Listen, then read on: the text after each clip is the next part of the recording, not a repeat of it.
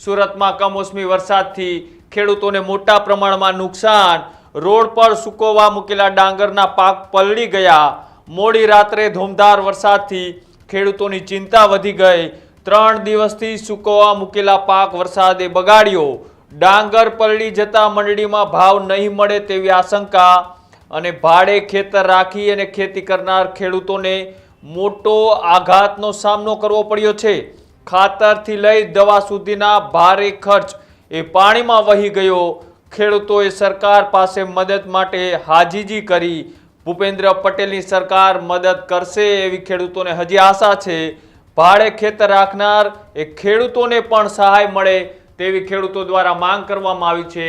તમે આ TV screen ઉપર જે દ્રશ્યો જોઈ રહ્યા છો કે જ્યાં એ ખેડૂતે એ રસ્તા ઉપર પોતાના ડાંગરનો પાક એ સૂકવવા મૂક્યો હતો અને સૂકવવા મૂકેલા પાકની ઉપર એ મોડી રાત્રે ધૂમધાર વરસાદ પડ્યો।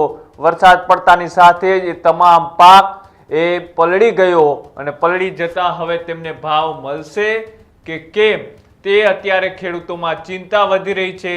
મારું નામ ભાવિનભાઈ પટેલ, ભેસાણ ગામનો રહેવાસી, તાલુકો 84, જિલ્લો સુરત।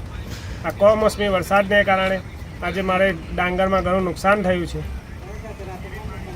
અને મેં મારી રીતે મારા પાકને ઘણી બચાવવાની કોશિશ કરી છે મારી રીતે, છતાં બી મારું ડાંગર થોડું ખરાબ થયું છે। કેટલી નુકસાની હશે ટોટલ?